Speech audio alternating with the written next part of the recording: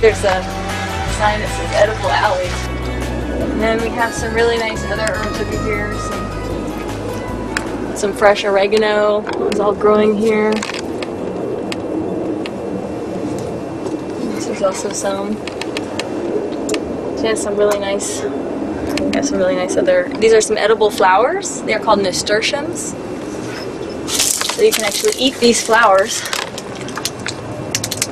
Put them on top of your salads, or on top. We put them on top of her birthday cake. So these are actually Buddha hand lemons.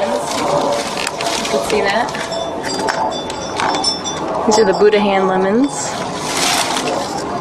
Right here is some fresh thyme, which is another lovely herb that you can put into your food. Thyme has a very healing oil.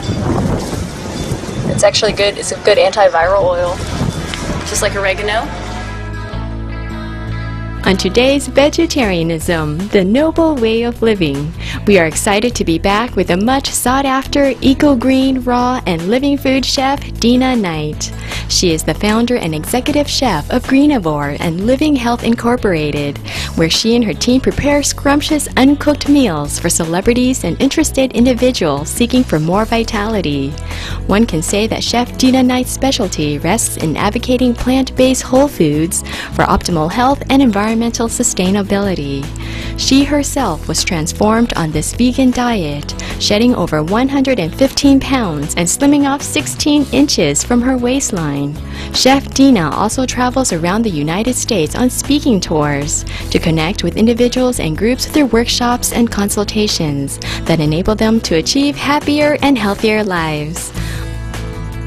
On this first of a two-part special, she will speak about the benefits of probiotics and demonstrate how to make sauerkraut. Hi, I'm Chef Dina Knight of Greenivore, and today I'm going to be sharing with you a recipe that will allow you to get these beneficial probiotics or beneficial bacteria into your diet in a way that's inexpensive and tastes delicious. Now for this recipe, all you're really going to need for the very basic recipe is basically some cabbage. Now I have two varieties of cabbage here, both the red cabbage and the green cabbage, and these go beautifully together and create a beautiful color to your sauerkraut, which you'll see at the end. In addition to that, all you really need is some salt. And what I have here is some Himalayan crystal salt. You could also use a high-quality sea salt or Celtic sea salt. Those still have the minerals intact, unlike traditional table salt. So what you're going to do is start with your green cabbage, and you're going to want to go ahead and cut it in half. So you're going to need a nice sharp knife. And then inside you can see it has this stem here, so you're going to want to cut that stem out. So what we'll do is we'll go ahead and cut it again in half. Now we've got this stem, and what you can do is just kind of cut at an angle on both sides, and that'll help pull that right out. So we'll go ahead and destem the cabbage. That part's pretty tough to chew, and for this recipe we want to have pretty even shreds, so ideally you would get rid of the stem part. Okay, now once you have your cabbage cut, you have a couple options. Either you can continue to use your knife, like a good sharp knife, and you could cut this maybe even smaller, or you can just kind of watch your fingers, make a claw-like hand, and cut in thin shreds down the cabbage. Now if you're making a big batch of sauerkraut and you've got 10 cabbages you've got to process, this could take a while. So in that case, I would suggest probably using your food processor with the slicing disc on there to make it a lot easier job. So for the food processor, you're going to want to make sure that you cut it into a size that's going to be able to fit into the chute of your food processor. So I'm just going to go ahead and cut these in half. So in addition to using a knife, another option is to actually use your food processor. This is just a Cuisinart, maybe 10-cup food processor, but really you could use any food processor that has a slicing disc. Most of them come with some type of stem, so you just attach your stem to the slicing disc, and then you're going to put it into your food processor. So you're basically going to take your cut up cabbage and you're going to put it inside your food processor's feed chute, and then use your pusher to just push it right through. This will allow you to process a lot of cabbage very quickly.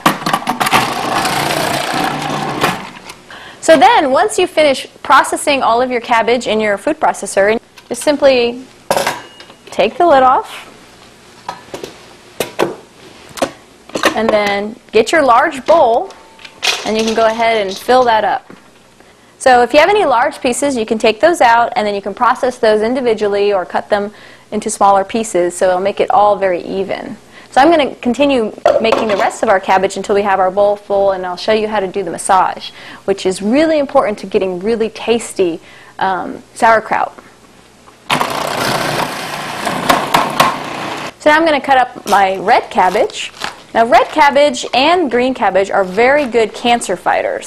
They're full of antioxidants, and so they're excellent addition to anyone's diet, whether you are just trying to heal from any kind of disease, or even if you want to lose weight. And one of the primary reasons why adding these fermented foods to your diet is so good for you is because it helps to balance our beneficial bacteria. So I'm going to go ahead and cut through our red cabbage. If you have some outer leaves on your cabbage, which I've already reserved our outer leaves from our previous cabbage, is you can save those because they're really helpful when we go to actually create the sauerkraut. So make sure you reserve those before you cut into your cabbage. So we're going to go ahead and process our red cabbage now, or purple cabbage. And then once you have your cabbage finished, then you're going to put it all together in your bowl. It's got a beautiful color. And whenever the red and the green mix together, or the purple and the green mix, you have this kind of pink sauerkraut that comes out at the very end because of the beautiful purple color in this cabbage. What we're going to need to do is to add salt, and we'll start our massage process. So the next thing that we do after we've got all of the cabbage in the bowl is to get our salt, make sure that we have clean hands, and then we're going to apply the salt over the cabbage.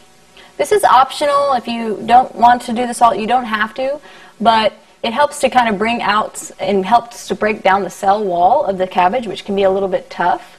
And it adds a little bit of additional seasonings. In combination with the massage and the salt, for instance, it really makes the cabbage very soft and malleable and really tasty. So I'd recommend, if you don't do that, that maybe you use a little bit of lemon juice or just a tiny bit of salt, and then just work your hands into a deep tissue massage, because that's really the important part. Basically, work your hands into this kneading position, just like if you were giving somebody a deep tissue massage. This is actually the most important part, in my opinion, of getting the cabbage to be the right consistency for making the sauerkraut. And so you're going to continue kneading the cabbage. You're going to watch it shrink down, and it will get softer. It might start to change color a little bit. It'll become more malleable. It won't be so crunchy like it is right now. So this process may take up to a half hour depending on how much cabbage you got. You may want to do it in batches. To help the process along, you could also add a little bit of water, because basically you're trying to get that water to come out of the cabbage. That will start to form what we call the brine, which is a really important part of making sauerkraut, is creating a liquid base so that the cabbage is covered with that whenever you actually go to set it up into either the crock pot or the jar, which I'll show you in a little bit. Eventually, you'll start getting liquid coming out of it. Can you see that? I mean, that's a lot of liquid that starts coming out of this cabbage. That's why the salt and the massage really helps to break down that cell wall, which will make it more digestible, and which will allow the natural fermentation products that are on the outside of the cabbage leaves to break down the cabbage and the sugars that are in the cabbage into lactic acid, which will allow it to help to generate those good probiotics that we're looking for. So you're just going to keep doing that until it's really nice and soft to your hands. And if you are really short on time, optionally, you could also take some of your cabbage and put it into the food processor, maybe process a little bit of that with your S-blade, and add a bit of water to help with the process. But I've just noticed, like, when you do this deep tissue massage on the cabbage, you get the best tasting sauerkraut. Earth-embracing viewers, thank you for your company today on Vegetarianism, the Noble Way of Living. Please join us Friday for part 2 of sauerkraut and the benefits of probiotics with Chef Dina Knight. May your day be filled with bright rainbows and sweet-smelling flowers. Visit Chef Dina Knight at greenivore.com and elivinghealth.com for more green-going recipes and tips for a healthy life.